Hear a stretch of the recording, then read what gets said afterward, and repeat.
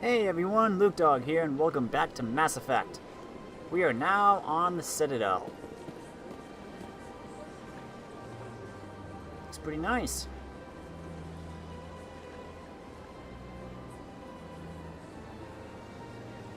This is only one of the arms. Wow. Well, time to go exploring.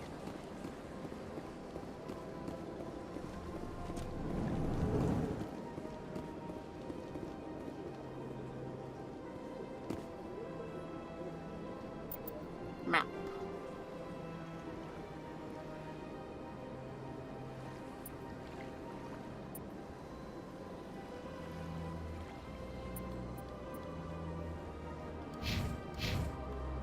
Let's go visit the Volus and Elcor.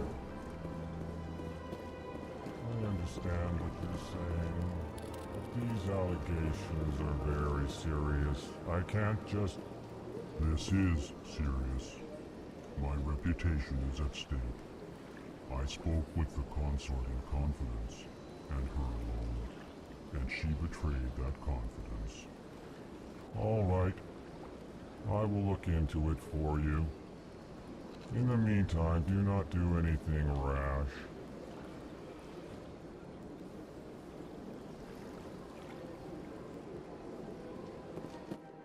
Pleased greeting. Human, it is always good to see your kind. I am Ambassador Kalen. Genuine query. Is there something I can do for you this day? Why do you explain what you're about to say? Our people communicate less through words and more through scent and slight movements. Plainly, we discovered our vocal expression was not enough to convey the feelings of our conversations to other species. Why do you bother, Kalen? These Earth Clan don't really care about our ways. Remorseful response, Din. You don't truly believe that, and if you do, I am very sorry for you. Tell me more about your species. Genuine enthusiasm. I delight in telling the history of my people. It is agreeable to share our culture with others. Tell me about the history and origins of the Elcor. The Elcor were just beginning to explore Council space when the Asari first made contact with us. With their help, we discovered the relay closest to our system, and from there the Citadel. Proudly, within one lifetime we established a regular route to the Citadel, and quickly became one of the more active species living on this great station. I'd like to know more about the culture of the Elcor. Frankly, we Elcor prefer the safety and familiarity of our own colonies to the confines of space travel. Our society is built on small, tight-knit groups, though we are always welcoming to outsiders. Our government tends to be very stable. Our people are not very comfortable with sudden changes. What do you do here?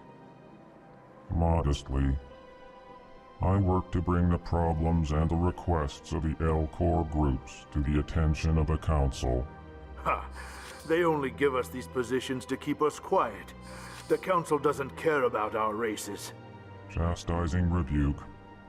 Your tone is inappropriate, Din. This human is not to blame for your malcontent or your misconceived suspicions. Goodbye, Ambassador. Sincere farewell. Good day to you, human. Enjoy your time on the Citadel. Earth Clan, you are in the wrong place, I think. Your ambassador is next door in the large office. Chastising remark. Don't be so rude, Din. At least introduce yourself. I am Din Korlak, Volus Ambassador. Is there something I can do for you, Earth Clan? What is this place?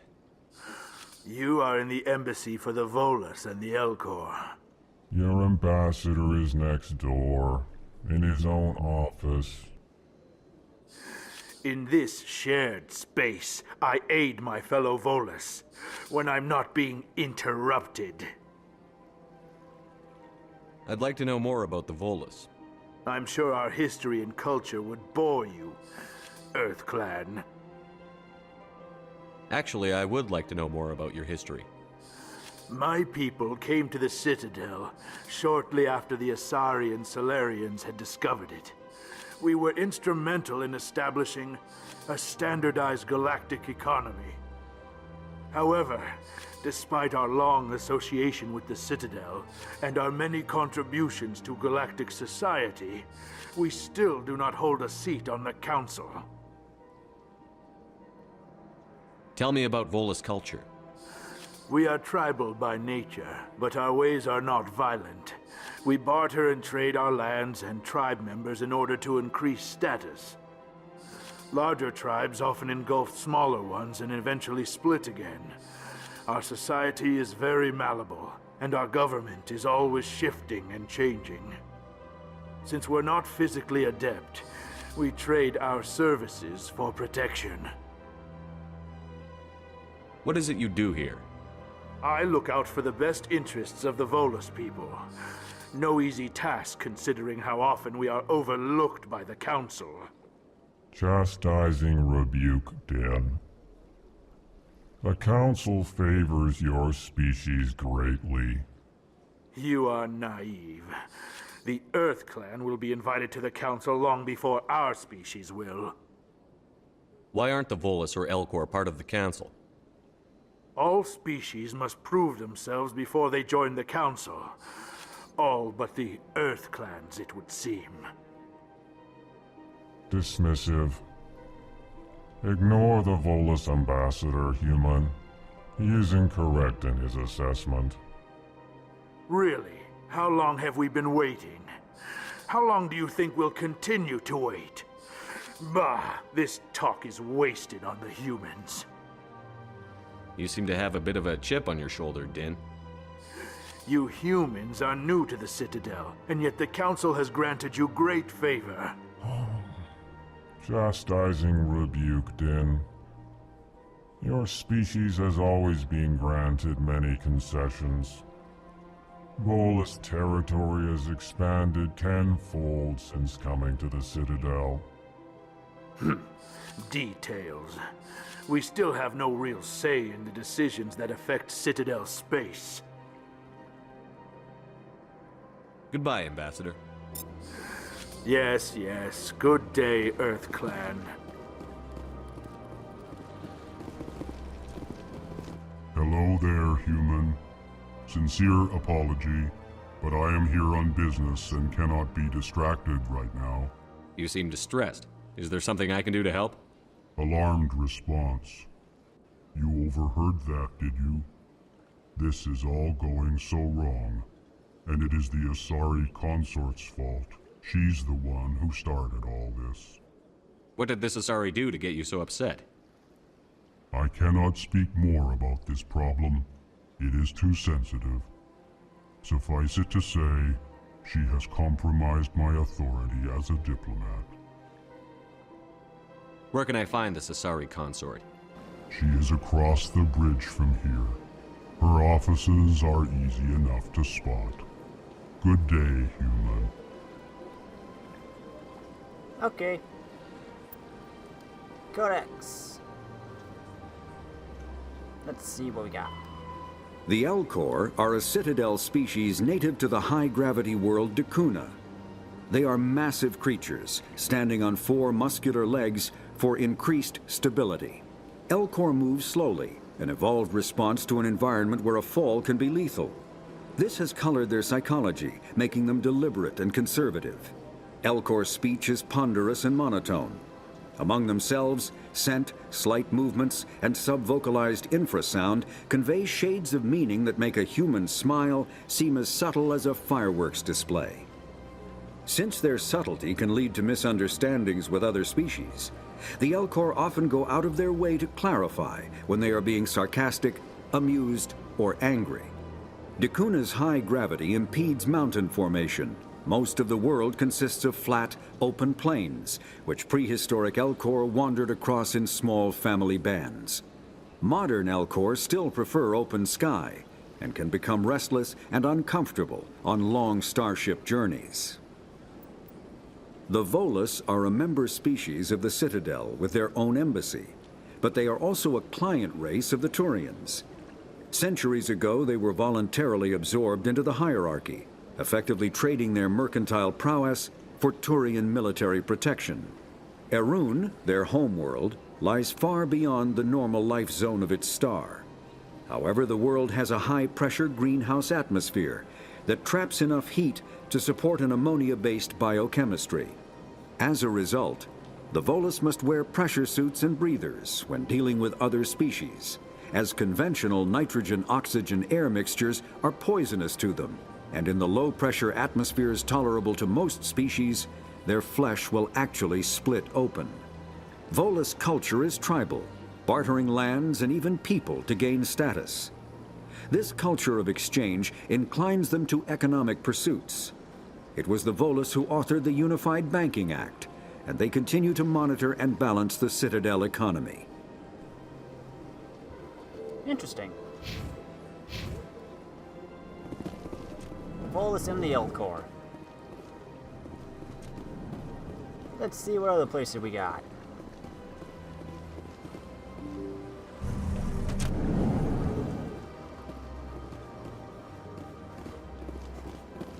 We got over here.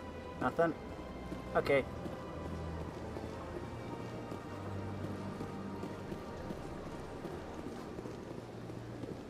Hello. Good day, Commander. The human ambassador is up the stairs, first room on the right. You know who I am? Yes, I receive reports on all newly arrived dignitaries and notable people. What is this place? This is the Presidium. More specifically, you are at the Citadel embassies. If you have more questions, please access Avina. What's that? Oh, Avina is the virtual guide for the Citadel. Feel free to access the terminal yourself. What's your name? What do you do here? My name is Saphiria. I'm the administrative assistant for the embassies. You seem to be distracted. The embassies are the hub of all Citadel politics. When you represent trillions of citizens, it tends to get a little busy. I should be going now. Have a pleasant day. The Asari were the first species to discover the Citadel. When the Solarians arrived, it was the Asari who proposed the establishment of the Citadel Council to maintain peace throughout the galaxy. Since then, the Asari have served as the mediators and centrists of the Council. An all-female race, the Asari reproduce through a form of parthenogenesis. They can attune their nervous system to that of another individual of any gender and of any species to reproduce. This capability has led to the unseemly and inaccurate rumors about Asari promiscuity.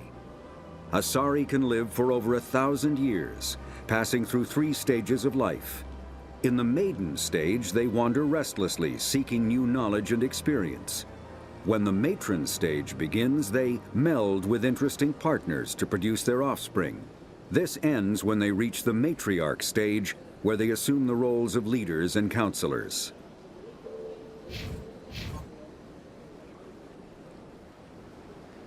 Okay then. Welcome to the Presidium. Allow me to be your guide. Hello. Greetings and welcome to the Presidium. My name is Avina, and I am pleased to be your virtual guide throughout this level of the Citadel space station.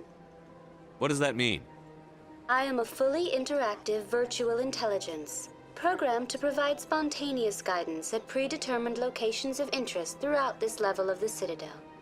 I may also be contacted through any of the Presidium VI terminals, should you require assistance. Give me the tour. You are standing at Presidium Tourism Terminal 1. On either side of this lobby are the embassies of the various Citadel races, along with CSEC headquarters. On the far end of this level, you can see the Citadel Tower, where the Council meets regularly to discuss matters of interstellar importance. I want to know more about Citadel security. Citadel security serves as law enforcement for all regions of the Citadel. though the majority of officers serve in the wards. Executor Palin, a Turian, is the current head of CSEC, but individuals from virtually every species across Citadel space serve as officers beneath him. If you wish to learn more, Executor Palin's office is located in the CSEC headquarters just across the lobby. Tell me about the embassies. Each species in Citadel space important enough to be consulted on matters of galactic politics maintains an embassy on the Presidium. The Volus were the first non-council species to be granted an embassy, roughly 2,384 galactic standard years ago. As Citadel space has expanded, more embassies have been added. The most recently added embassy belongs to your own species, humanity. It was added 19 galactic standard years ago, despite some rather vocal opposition. Why were people trying to keep my species out? Some species felt humanity was given preferential treatment. It often takes a century or more before a new species is granted an embassy. The Council gave a great deal of thought to this matter. In the end, they decided humanity's impact on Citadel space was significant enough to warrant an embassy. How come the Volus were the first species given an embassy? In the early years following the formation of the Council, the Volus were, apart from the Asari and Salarians, the most populous and widespread species in Citadel space. They established many new colonies and trading outposts, and they petitioned the Council for a greater role in determining interstellar policy. In recognition of their work to expand interstellar trade and establish a standardized galactic economy, the Volus were granted an embassy here on the Citadel. Why weren't they made a council race? The Council races have extensive responsibilities. They must provide personnel and ships for the Citadel fleets. They often provide economic aid in times of disaster. It would be unfair to demand such an enormous burden of a species unable to meet these obligations. The embassies allow lesser species to have a voice on the Citadel. That's pretty damn arrogant.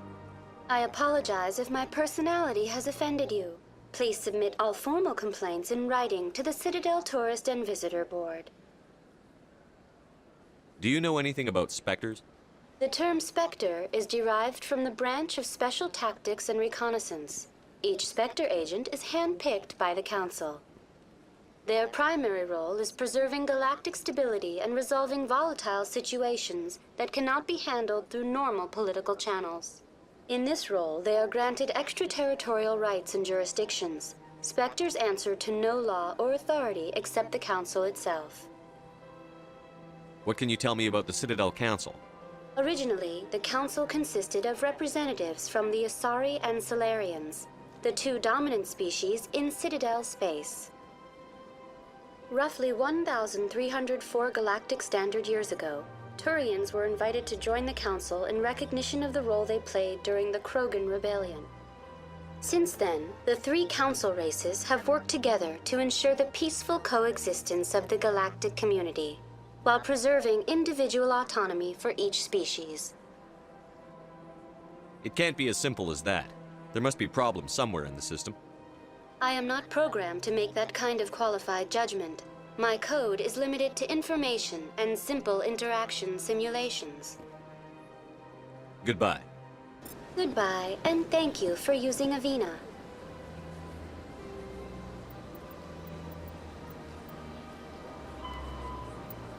A virtual intelligence is an advanced form of user interface software.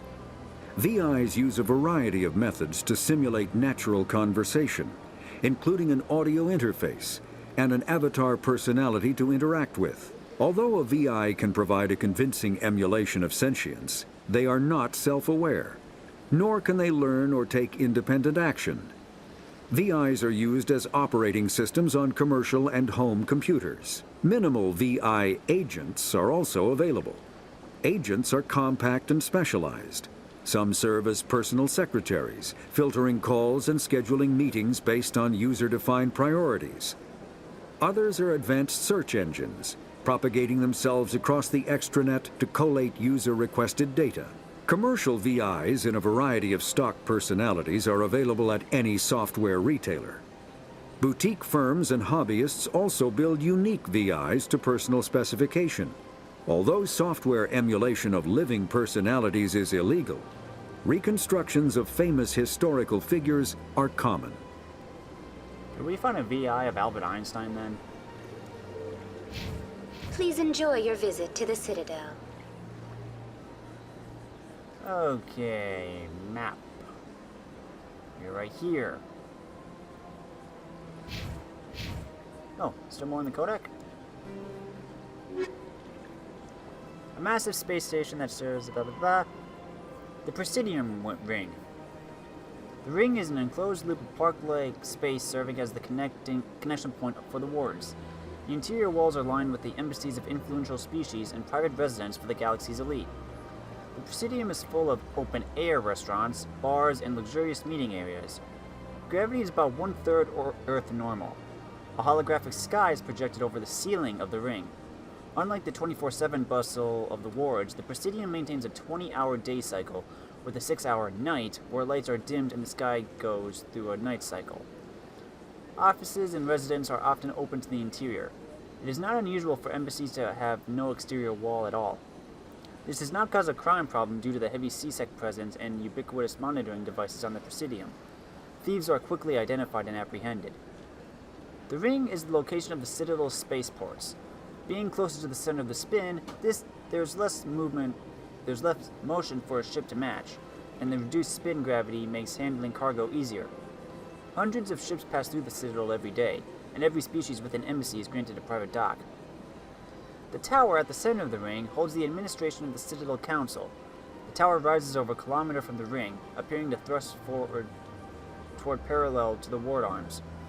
As the tower is at the center of the spin axis, it experiences little centrifugal force. Gravity is maintained using mass effect fields at a 90-degree angle to the ring and wards. A consular dock can be found at the base of the tower. While normally used for diplomatic couriers and Spectre business, the shuttles docked here can evacuate the consular government in an emergency.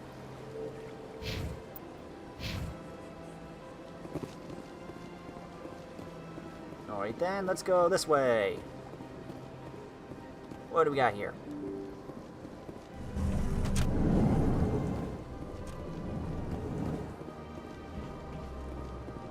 Hello. I can't believe I landed a job here. This place is fantastic. Good for you. Got a codec.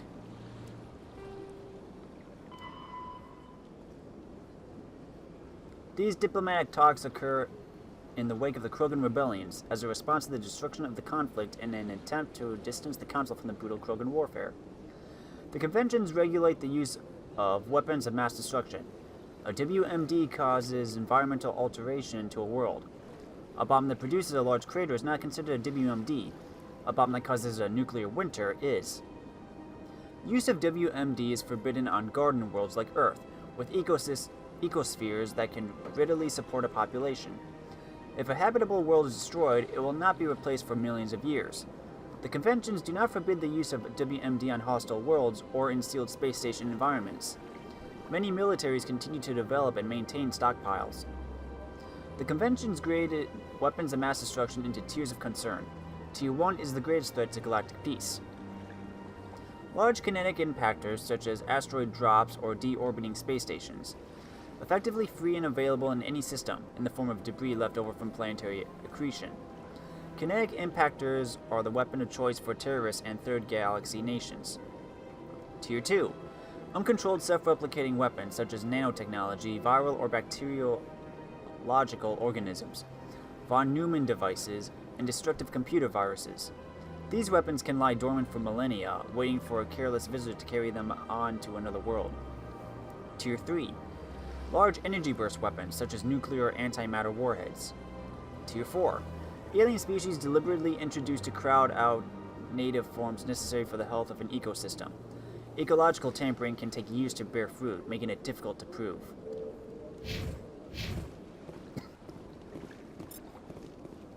Got something else. Treaty of Ferrixon. Due to the destructive potential of dreadnoughts, the Council of Races agreed to the Ferrixon Naval Conference to fix a ratio of dreadnought construction between them.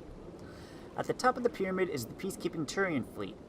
Below the Turians are the other Council races, currently the Asari and Solarians. Council associate races are at the bottom. The Human Systems Alliance is part of this last group. The ratio of Turian to Council to associate dreadnoughts is 5 to 3 to 1. For every dreadnought humans are permitted to build, the Asari have 3 and the Turians 5. That's a lot of ships. Human, delighted, welcome. It is good to meet you. Good to see you too.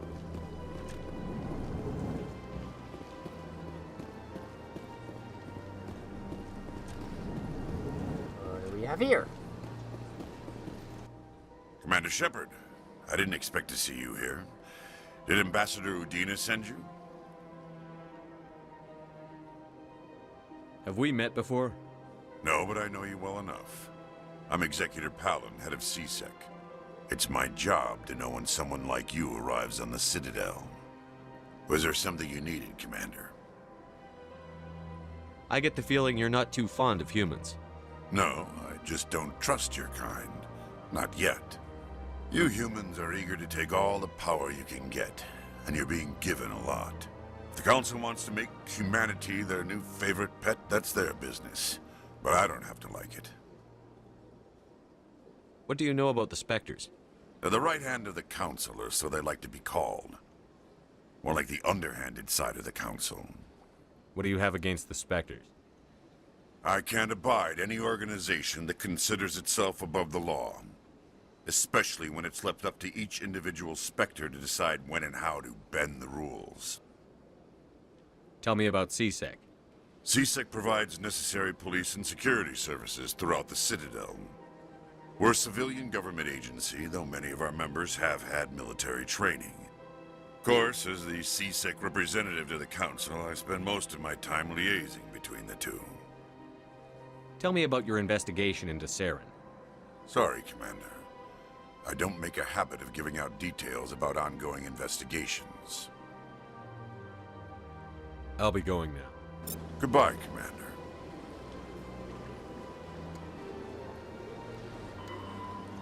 Citadel Station Security, or CSEC. A volunteer police service answering to the Citadel Council. The 200,000 constables of CSEC are responsible for maintaining public order in the densely populated Citadel. They also provide pirate suppression, customs enforcement, and search and rescue throughout the Citadel cluster. CSEC has 6 divisions. Enforcement. Uniformed officers who patrol the Citadel and respond to emergencies. Investigation. Detectives who puzzle out the truth behind crimes and bring perpetrators to justice. Customs. Screens the thousands of passengers and cargo containers that pass through the Citadel's ports every day. Network. Deals with cybercrimes like identity and copyright theft, hacking and viral attacks, and illegal artificial intelligence. Special Response. Deals with hostage situations, bombs, and heavily armed criminals. In the unlikely event that attackers board the Citadel, they are also the front line of defense, armed with military-grade equipment. Patrol. Naval arm, with ships stationed throughout the Citadel cluster. Unlike the other divisions, they are rarely seen at the Citadel, nor do they stay in one place long. Joining CSEC is prestigious.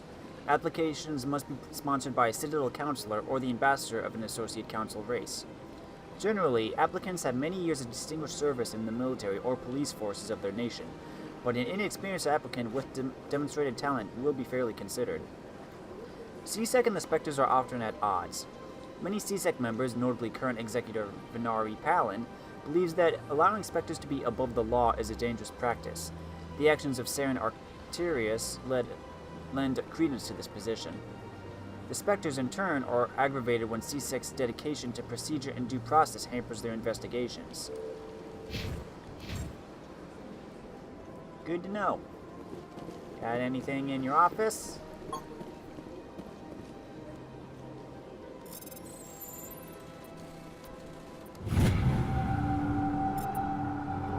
Diplomatic advisory warning.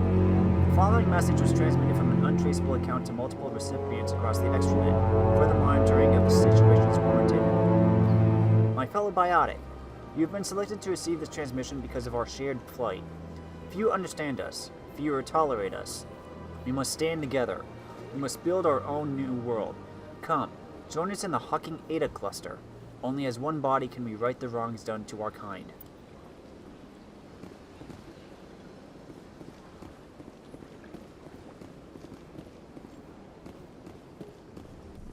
Shepard, what can I do for you now?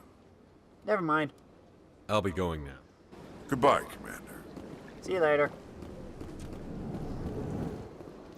Where are we? Ah, this is the lounge.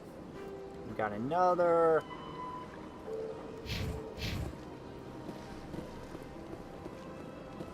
Anyone to talk to? This place seems strange. I wish there were more humans around. Private Fredericks. What do you want? Oh, Commander. Is there something I can do for you? Relax, Private. This isn't an inspection. Right, sorry. What can I do for you, Commander? What can you tell me about the Asari consort? Well, she's an Asari who works here as... That is, she helps people with things. You never went to see her, did you, Fredericks? No, I never did. I couldn't afford it. It costs half a year's credits just to go in and talk to her. Can you at least tell me where I can find her? Sure. She's across the bridge from the embassies. Thanks, kid. Have fun. Try not to get into too much trouble. I will. Have fun, that is. Okay. Anyone else to talk to?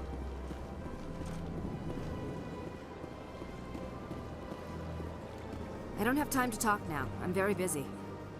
Sorry. Bartender, how about a drink? Hello, Commander. Can I get you something? What have you got? Information, mostly. Would you like to know about some points of interest nearby? What's going on around here? Well, you found the embassies. Not much going on here. Across the bridge, you'll find the bank, the Emporium, and Shaira's. If you haven't heard of her, you soon will. If you need supplies, you can try the markets one level below. For entertainment, I'd try Flux or Cora's Den. What is Shaira's? The consort, she entertains clients who can afford her services. Most of the diplomats and ambassadors have visited her at one time or another. She's a very powerful woman, but also very respected. Tell me about Flux and Cora's Den. Well, Flux has gambling and dancing, certainly more lively than this place. Cora's Den, on the other hand, well, let's just say it's livelier and deadlier, all at the same time. Goodbye. So long, Commander. Have a pleasant day. I still want a drink. Oh, keeper. Okay, then. Map. So we can go out here and then just... Okay. Just go out this way, and then we can go across the bridge. Hey, Palin.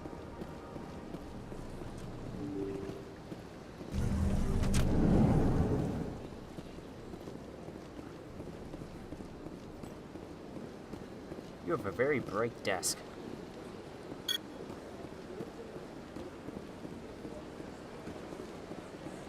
CSEC Academy, Citadel Tower, where should we go?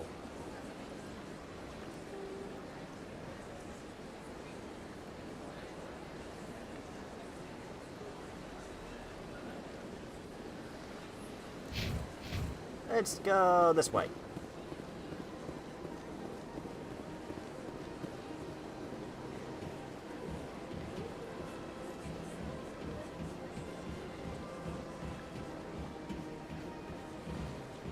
This is to CSEC.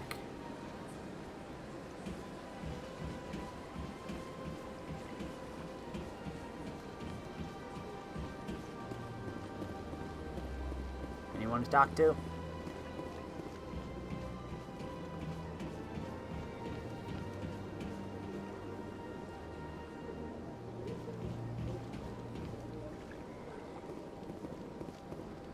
Oh no, that's just the sign. This loops back around, okay, never mind.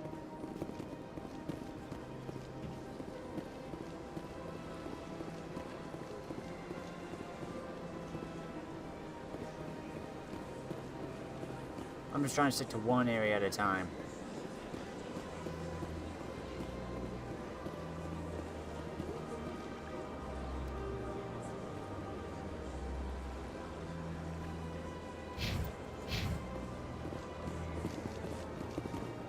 That is rapid transit. That is to the wards.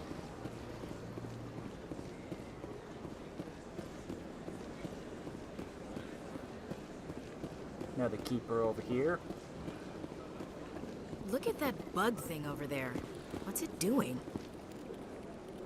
Please do not disturb the keepers. Welcome to Presidium Tourism Terminal 2. You are standing near the base of the Citadel Tower, one of the Presidium's most recognizable and important structures. Behind me is the spectacular Relay Monument, a scale model representation of a Prothean mass relay.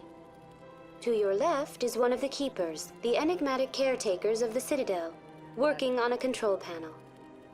You may see keepers involved in various tasks throughout all levels of the Citadel. We ask that you do not interfere with them in any way. The keepers are essential to the smooth operation of the Citadel. Obstructing their daily work will result in harsh penalties, including incarceration and rehabilitation. Tell me about the Relay Monument. Discovered by the Asari who first arrived at the Citadel, the Relay Monument is one of the station's most interesting and controversial features. What is the meaning behind this striking piece of art? Is it a tribute to Prothean vanity? A reminder of their conquest of the galaxy through mass relay technology? Or perhaps it is a symbol of unity, a Prothean acknowledgement that the relays would eventually lead other species here to the Citadel. No one can say for sure, making the Relay Monument a favorite topic of discussion among academics and scholars. Tell me about the Citadel Tower. Housing both the council chambers and Citadel control, the tower is one of the most important buildings on the station. Access to these areas is restricted to those with the appropriate clearance. What happens in Citadel Control? Citadel Control handles all incoming and outbound transit. Every ship within 2,000 kilometers of the Citadel is under the jurisdiction of Citadel Control. At peak capacity, they are responsible for monitoring upwards of 1,000 vessels. I'd like to hear more about the Council Chambers. The business of the Council, which often has far-reaching effects on the galactic community, is conducted in a room at the apex of the Citadel Tower. The council chambers themselves are truly a magnificent sight to behold, though few get to experience the view in person. Typically, only the councilors, ambassadors, and high-ranking officials, along with various support staff, are allowed access. What if someone has business with the Council? The average citizen must go through the proper channels if they wish an audience with the council. This is usually arranged through their respective ambassadors. Even then, few are given access to the actual council chambers. In most cases, the ambassador acts on behalf of the citizen. I'd like to know more about the Keepers. Little is known about these peaceful servants of the Citadel, though they are essential to the operation and maintenance of the entire station. Citadel regulations protect the Keepers against interference during the performance of their tasks. Failure to comply will result in harsh penalties. Keepers can be seen in all sections of the Citadel, but are typically found in and around the tower. Any particular reason there are so many Keepers in this area? The Keepers do not communicate with other species. It is assumed, however, that the tower houses the Citadel's primary control systems. Many of the station's systems, such as navigation and life support, function automatically. It is believed the Keepers operate those systems from inside the tower's inaccessible core. The Keepers also make frequent appearances in the council chamber itself, though they appear to be just passing through on their way to some other destination. That's all for now. Thank you for using Avina. When the Asari discovered the Citadel, they also discovered the Keepers, a docile, multi-limbed insect race that seemingly exists only to maintain and repair the great Prothean station. Early attempts to communicate with or study the Keepers were failures, and it is now illegal to interfere with or impede Keeper activity. Because they are completely non-threatening, keepers have become virtually invisible to everyone else. Similarly, they seem indifferent to other species, except for their tendency to help new arrivals integrate themselves into the Citadel. No matter how many keepers die due to old age, violence, or accident, they maintain a constant number. No one has discovered the source of new keepers, but some hypothesize they are genetic constructs, biological androids created somewhere deep in the inaccessible core of the Citadel itself. Have a pleasant day. Huh. There's the tower. There's the monument. You say something? Let's go over here.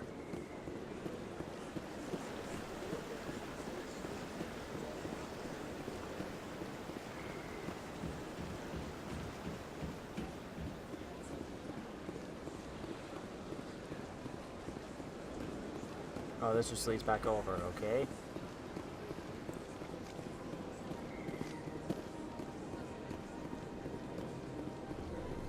What's over here?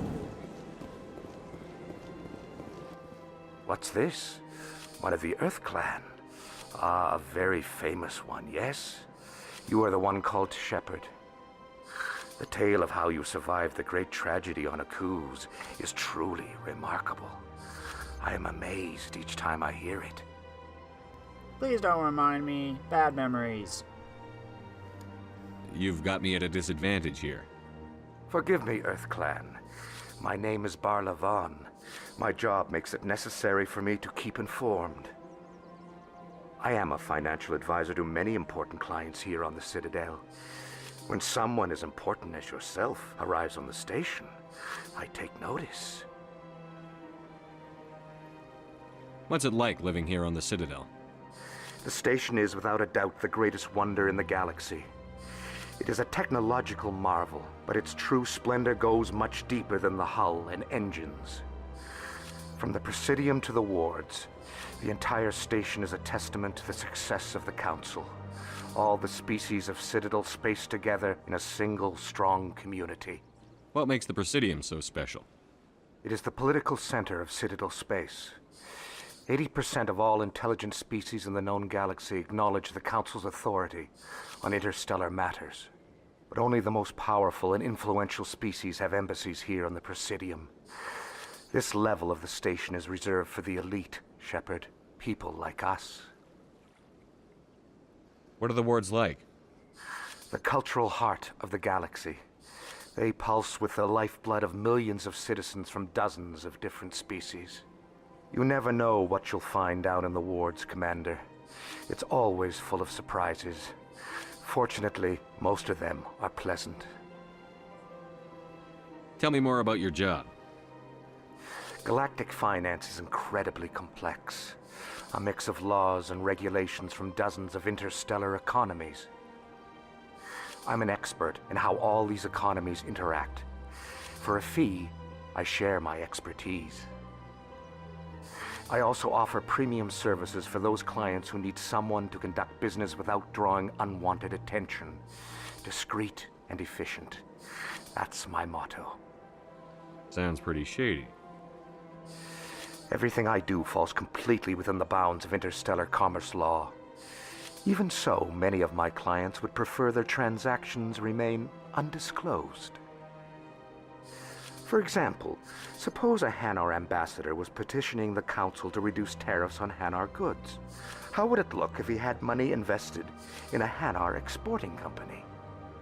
Even if his true motives were to help his people, he would be accused of advancing the petition for his own personal gain. I can keep his personal finances private. Still sounds shady to me. Then we can only hope he will never be cursed with a large enough fortune to require my services. I should go. Goodbye, Commander. Okay.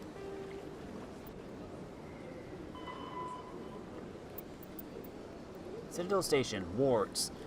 The majority of the Citadel's population live in the wards, the 5 massive arms of the station that house the residential and commercial districts. Many galactic races have established cultural enclaves here.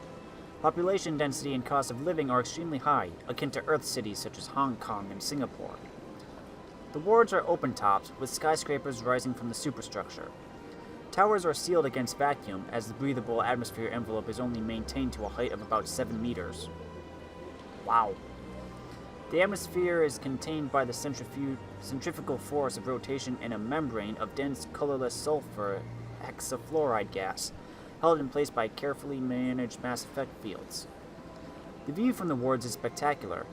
In the background, stars, Serpent Nebula, and the nearby blue giant called the Widow move across the sky as the station rotates to stabilize itself. In the foreground, the lights of buildings and vehicles on the opposing ward arms perpetually shine. The Citadel has no real day or night. While the station keeps to standard galactic time for political functions, businesses rarely close, and residents acclimate to sleep and work according to personal need rather than a day-night cycle. Additions and modifications are constantly being constructed, though they must stay within certain specifications that will not compromise the operation of the station. Occasionally, the Keepers will descend on an area of the wards and move or change the architecture without explanation. Residents have learned to live with these inexplicable intrusions. Credits, or creds. The standard credit was established by the Citadel's Unified Banking Act as the currency of interstellar trade. The credit has a managed floating exchange rate, calculated in real time by the central bank to maintain the average value of all participating currencies. Some regional currencies are worth more than a credit, and some less. Hard currency can be stolen or counterfeited, so electronic fund transfers are the norm.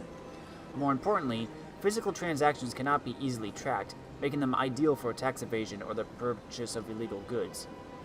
When the Alliance joined the Citadel, its various national treasuries were linked into the credit network. A human with a bank account of Mexican pesos, Japanese yen, or Indian rupees can purchase any item priced in credits at fair market value. All economies that participate in the credit network are required to price items in both local currency and credits.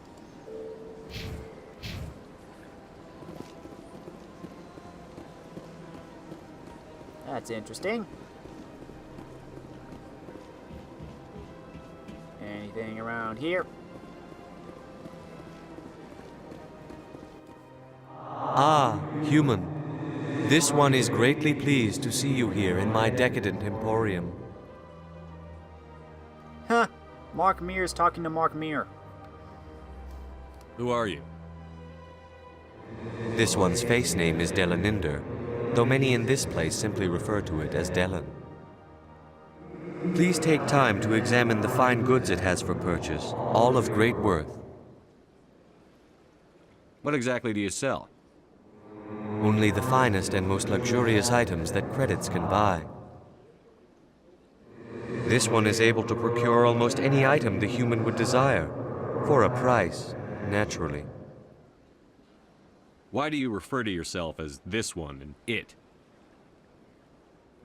For the same reason that humans are so inquisitive. It is part of our culture. Specifically, Hanar only refer to themselves in the first person with family or intimates. And we rarely do so with other species. It is just our way. Who are you? This one's face name is Delaninder, though many in this place simply refer to it as Delan. Please take time to examine the fine goods it has for purchase, all of great worth. Show me your items. Oh, this one is pleased to do so, human.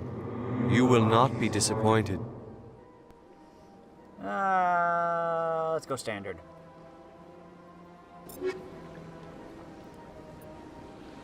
Heavy armor, medium armor, light armor.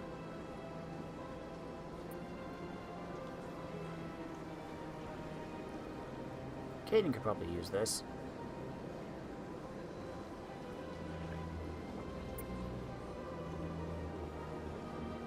But I, of course, don't have that much.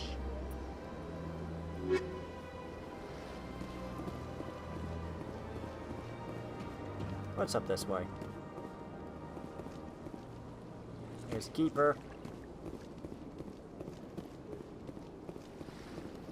I can't tell the aliens from the animals. You probably shouldn't say that out loud, Ashley. Sure is peaceful here.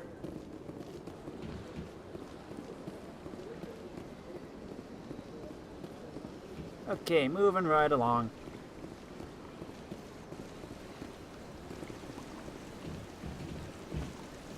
Oh, hi, Avina.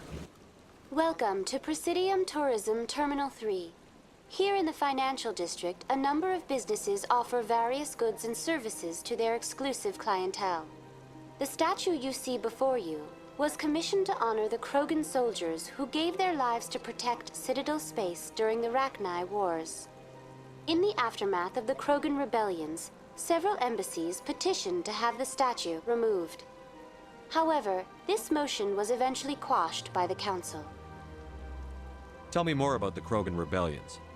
In recognition of their efforts during the Rachni Wars, the Krogan were granted several new colony worlds by the Council. Over the next 400 years, the Krogan species began to expand. Blessed with an extremely high birth rate, their numbers began to swell.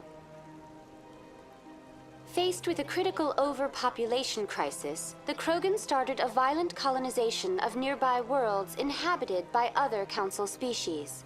The Krogan rebellions had begun.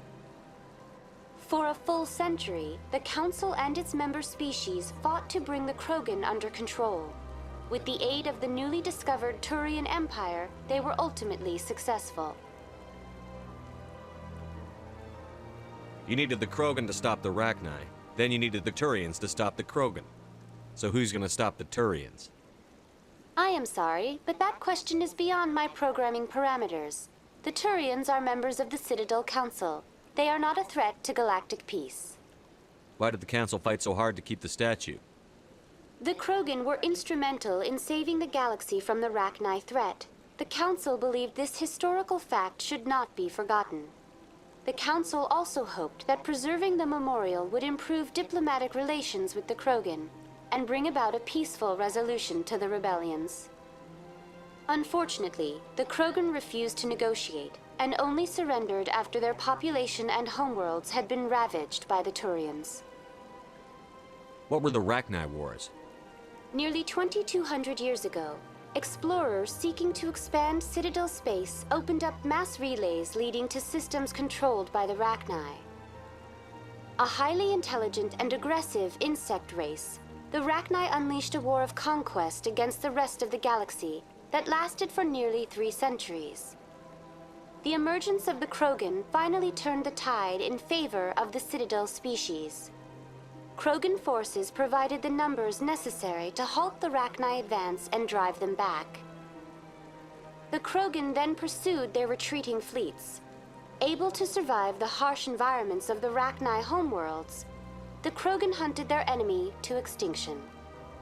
Was it really necessary to wipe them out? I am sorry, but a value judgment of that nature goes beyond my programming. That's all for now. Thank you for using... Fifth, though now extinct, the Rachni once threatened every species in Citadel space. Over 2,000 years ago, explorers foolishly opened a mass relay to a previously unknown system and encountered something never seen before or since. A species of spacefaring insects, guided by a hive mind intelligence. Unfortunately, the Rachni were not peaceful, and the galaxy was plunged into a series of conflicts known as the Rachni Wars. Attempts to negotiate were futile, as it was impossible to make contact with the hive queens that guided the race from beneath the surface of their toxic home world. The emergence of the Krogan ended the Rachni Wars. Bred to survive the harshest environments, the Krogan were able to strike at the queens in their lairs and reclaim conquered Council worlds. But when Krogan fleets pressed them back to their homeworld, the Rachni refused to surrender, and the Krogan eradicated them from the galaxy. The Hanar are a Citadel species known for excessive politeness. They speak with scrupulous precision and take offense at improper language. Hanar that expect to deal with other species take special courses to help them unlearn their tendency to take offense at improper speech. All Hanar have two names. The face name is known to the world. The soul name is kept for use among close friends and relations. Hanar never refer to themselves in the first person in conversation with someone they know on a face name basis. To do so is considered egotistical, so instead they refer to themselves as this one, or the impersonal it. Their homeworld, Kajay, has 90% ocean cover and orbits an energetic white star, resulting in a permanent blanket of cloud. Due to the presence of Prothean ruins on the world, many Hanar worship them, and Hanar myths often speak of an elder race that civilized them by teaching them language. Zingavina, have a pleasant day. You too.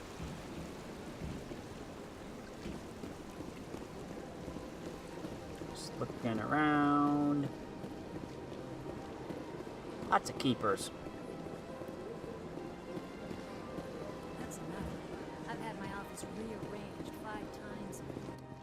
Welcome. I am Nelina. I don't recognize you as one of our expected clients today. Would you like me to see when the consort will be able to meet with you? Can't I just go in? I'm afraid not. Yeah, you must understand there are many who seek the consort services. But if you wish to leave your name, she'll make every effort to meet with you.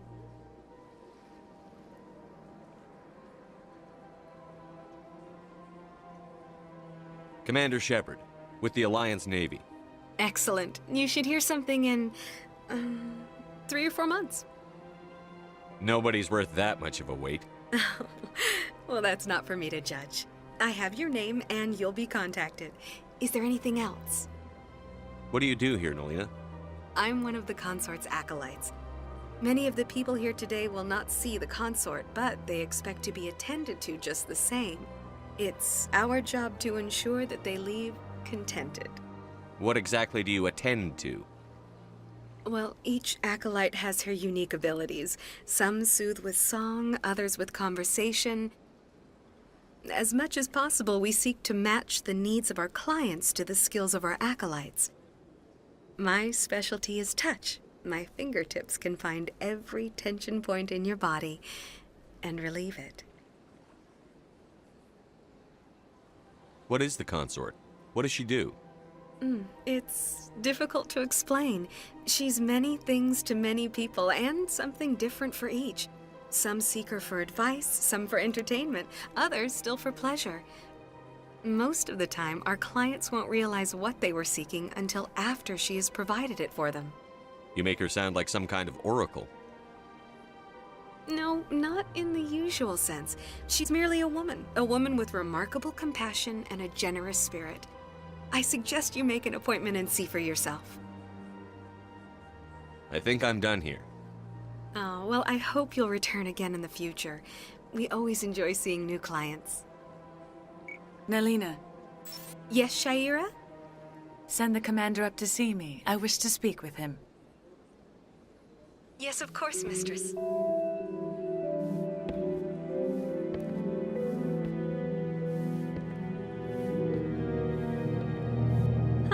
It appears the consort has taken notice of you. She'd like to meet with you now. What does she want to see me for? I don't know. You'll have to ask her yourself. Just head upstairs. She'll be waiting for you. Okay. I see even the humans find the consort irresistible. Welcome. It is a pleasure to see you. This is my first time. I can't believe I didn't come sooner. Okay. You're with the Alliance? My brother's a private back on Earth. That's nice. Okay. Hello.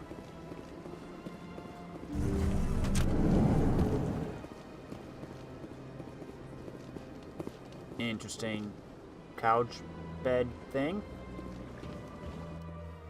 That is close enough, Commander. I've heard a great many things about you since your arrival here in our Citadel. You wanted to speak with me? I have a certain problem that could use your expertise. Tell me about this problem you're having. I have a friend, Septimus, a retired Turian general. I won't discuss the details, but he wanted me to be more than I could be. We had a falling out. Now he spends his days in Korra's den, drinking and spreading lies about me.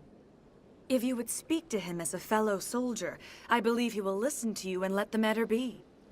What happened between you? I respect his privacy too much to go into the details.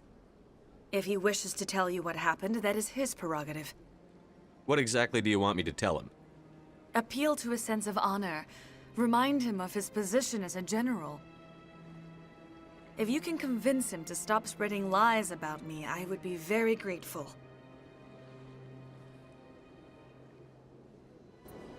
Now I must ask you to take your leave. I have many Personal clients waiting to see space. me. The Asari consort Shaira has asked you to speak to General Septimus. She's concerned that this former client is spreading false accusations that could damage reputation. Korra's den in the lower wards.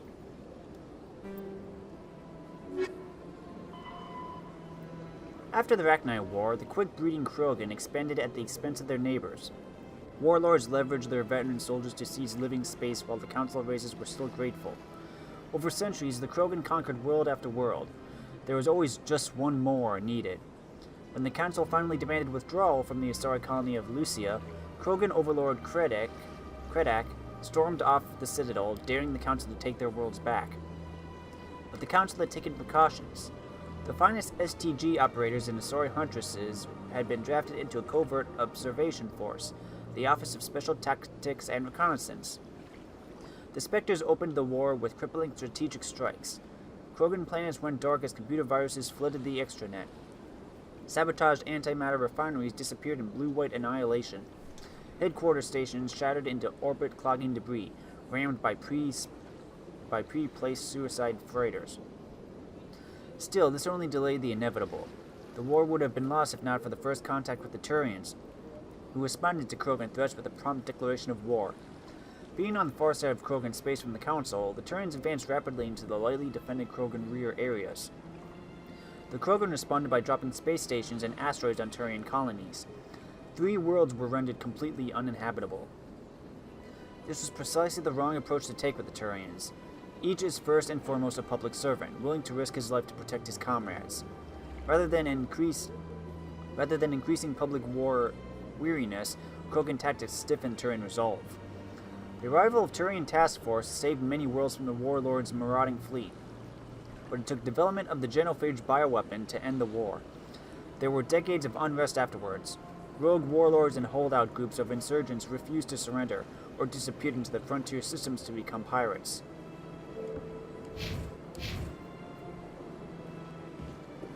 Okay then. Good to know.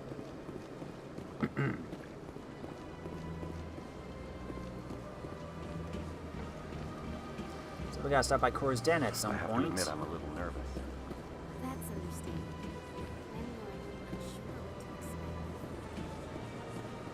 Let's see. Map.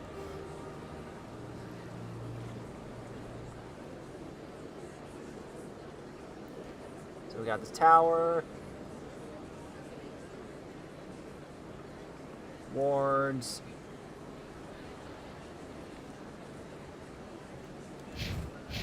Oh, still got more Kodak?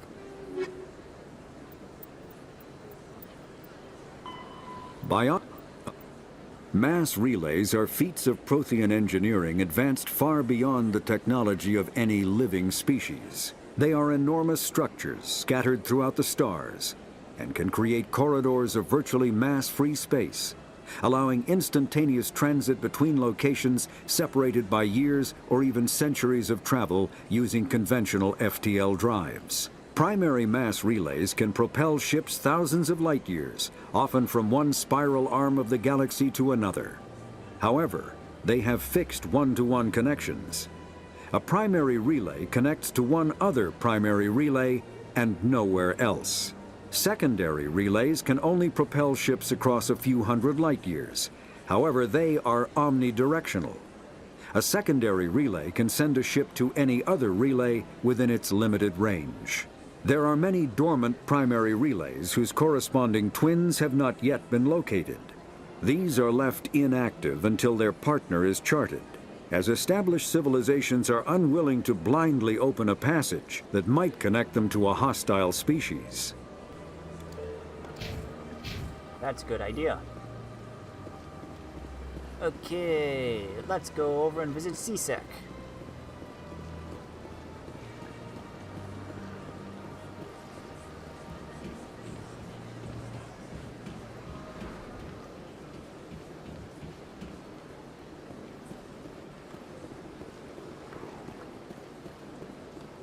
Okay, CSEC, you are right over here. By accessing Citadel transit terminals like this one, you can travel directly to specific locations throughout the Citadel. As you discover areas of interest, more destinations will become available. Good to know.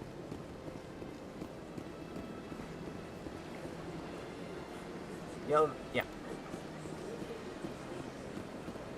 Let's go to CSAC.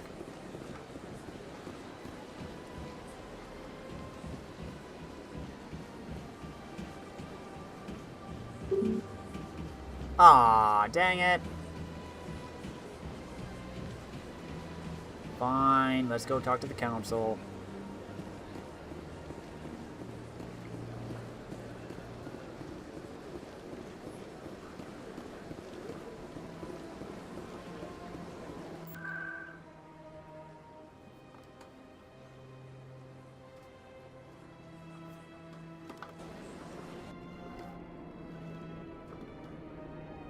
That's nice how all the little cars actually move. See? It is like Coruscant. Oh, they took me up the elevator apparently. Okay.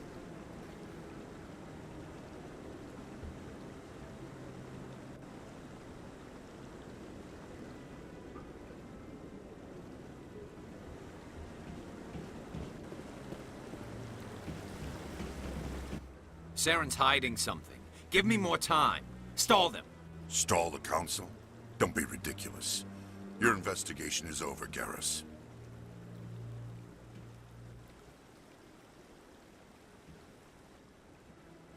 Commander Shepard, Garrus Vicarian. I was the officer in charge of the CSEC investigation into Saren. Come across anything I should know about? Saren's a Spectre. Most of his activities are classified. I couldn't find anything solid. But I know he's up to something. Like you humans say, I feel it in my gut. I think the council's ready for us, Commander. Good luck, Shepard. Maybe they'll listen to you. Things are not sounding good for us. So this is the Citadel Tower. Nice.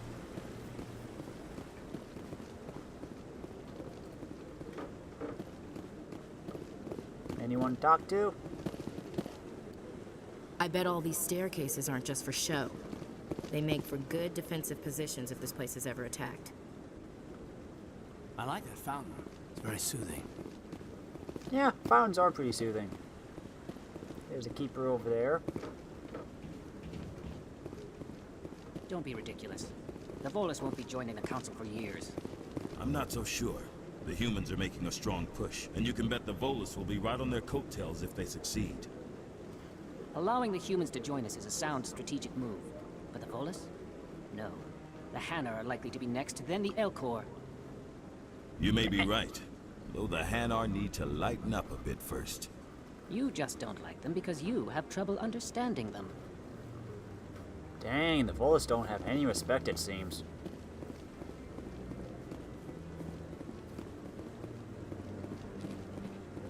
Let's see if there's anyone to talk to. Rear Admiral Kahoku. No, I'm waiting to speak with one of the Councilor's assistants. Commander? I guess I'm not one of them. Huh, another keeper. Excuse me, don't mind me.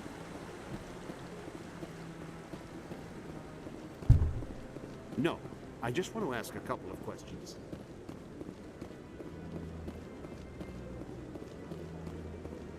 Anybody over here?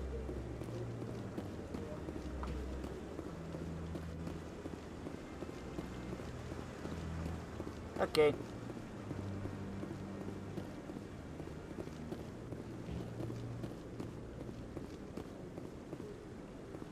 Hey, Captain. The hearing's already started. Come on.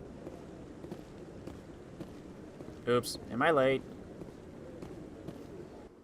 The Geth attack is a matter of some concern, but there is nothing to indicate Saren was involved in any way. The investigation by Citadel security turned up no evidence to support your charge of treason. An eyewitness saw him kill Nihilus in cold blood. We've read the Eden Prime reports, Ambassador. The testimony of one traumatized dock worker is hardly compelling proof. I resent these accusations. Nihilus was a fellow Spectre and a friend. That just let you catch him off guard. Captain Anderson, you always seem to be involved when humanity makes false charges against me. And this must be your protege, Commander Shepard, the one who let the beacon get destroyed. The mission to Eden Prime was top secret. The only way you could know about the beacon was if you were there. With Nihilus gone, his files passed on to me. I read the Eden Prime report. I was unimpressed. But what can you expect from a human? Saren despises humanity. That's why he attacked Eden Prime. Your species needs to learn its place, Shepard. You're not ready to join the Council. You're not even ready to join the Spectres. He has no right to say that. That's not his decision. Shepard's admission into the Spectres is not the purpose of this meeting. This meeting has no purpose. The humans are wasting your time, Counselor, and mine. You can't hide behind the Council forever. There is still one outstanding issue. Commander Shepard's vision. It may have been triggered by the beacon. Are we allowing dreams into evidence now? How can I defend my innocence against this kind of testimony? I agree. Our judgment must be based on facts and evidence, not wild imaginings and reckless speculation. Do you have anything else to add, Commander Shepard? You've made your decision. I won't waste my breath.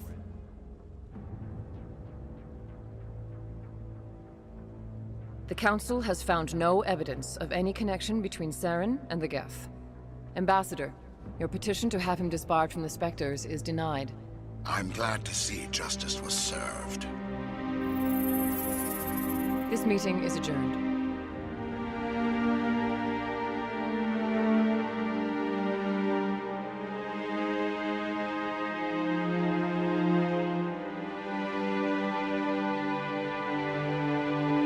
It was a mistake bringing you into that hearing, Captain. You and Saren have too much history. It made the Council question our motives. I know Saren.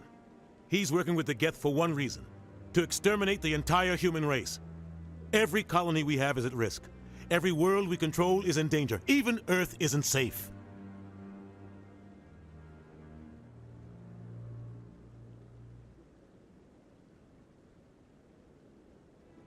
Tell me about this history between you and Saren. I worked with him on a mission a long time ago. Things went bad. Real bad. We shouldn't talk about this here. But I know what he's like. And he has to be stopped. What's our next step? As a Spectre, he's virtually untouchable. We need to find some way to expose him. What about Garrus, that CSEC investigator? We saw him arguing with the Executor. That's right. He was asking for more time to finish his report. Seems like he was close to finding something on Saren. Any idea where we could find him?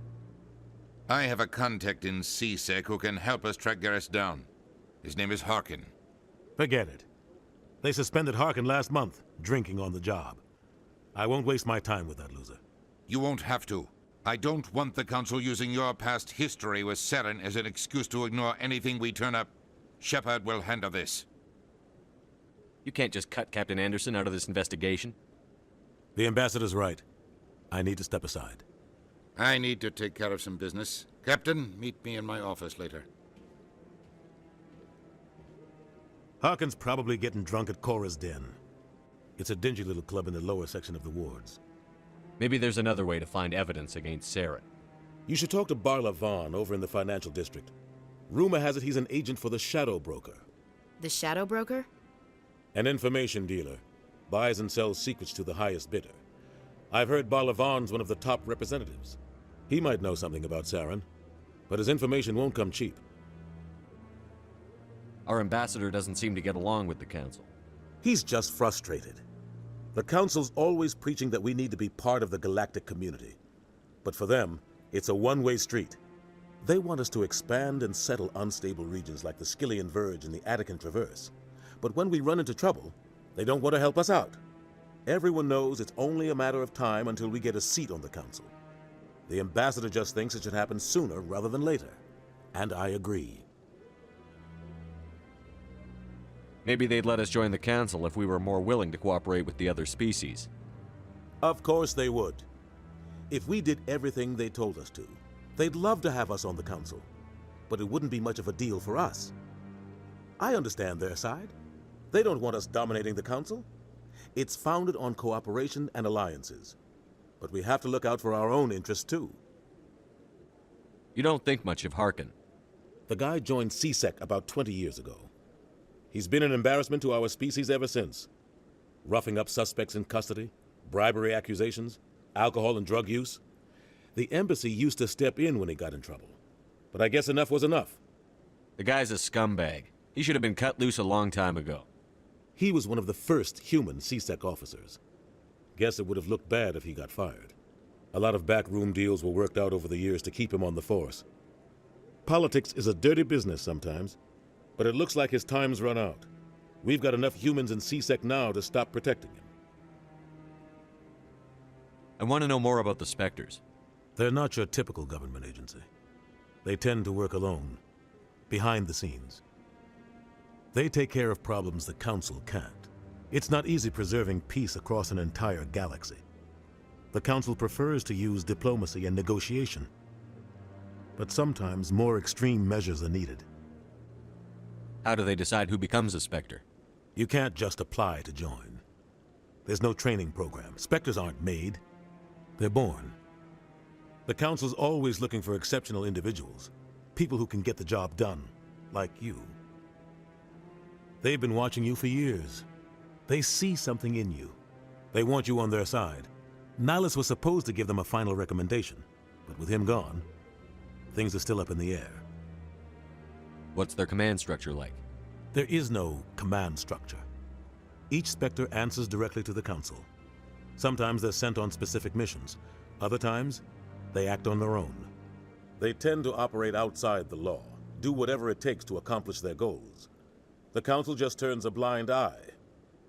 Spectres have a lot of power, Shepard. They sound like shadow operatives. Everything about them is classified. We don't even know how many there are. The latest Alliance estimate puts their numbers under 100. But the Council couldn't do its job without them.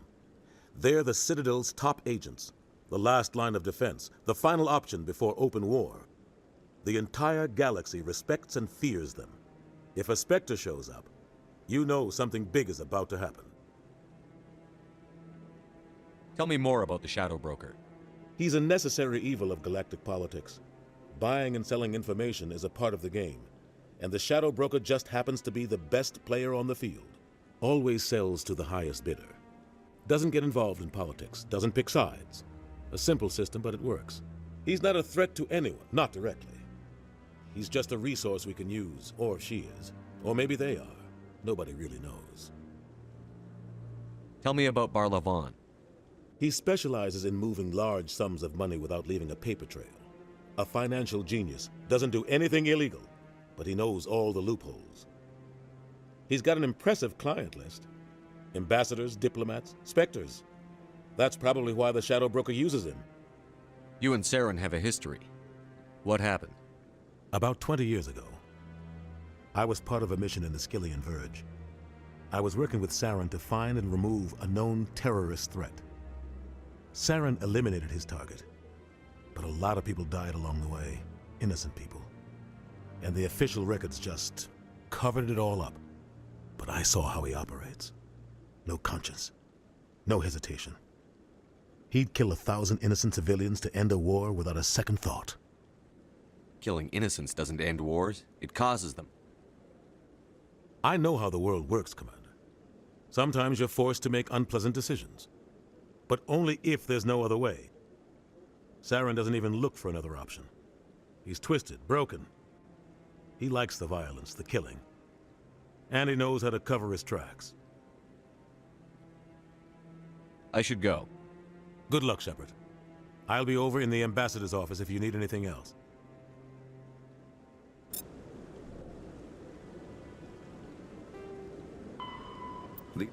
The second species to join the Citadel, the Salarians, are warm-blooded amphibians with a hyperactive metabolism. Salarians think fast, talk fast, and move fast. To Salarians, other species seem sluggish and dull-witted. Unfortunately, their metabolic speed leaves them with a relatively short lifespan. Salarians over the age of 40 are a rarity. The Salarians were responsible for advancing the development of the primitive Krogan species to use as soldiers during the Rachni Wars. They were also behind the creation of the genophage bioweapon the Turians used to quell the Krogan rebellions several centuries later.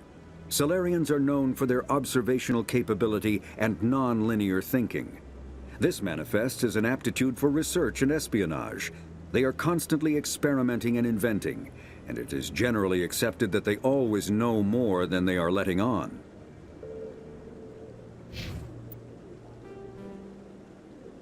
Okay, so we got go see Bar Levon, speak to Harkin, and investigate Saren.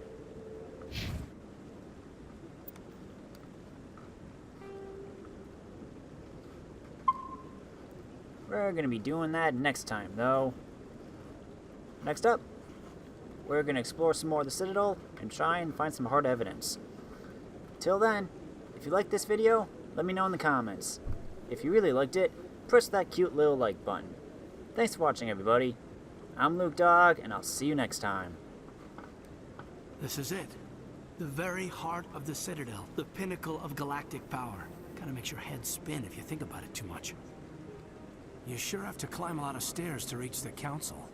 Think that's supposed to be symbolic of their importance? I like that fountain. It's very soothing. Yes, fountains are soothing. I want to talk to Ashley. So, this is where the council passes judgment on all us little folk, huh? Ever get the feeling we're in over our heads, Commander?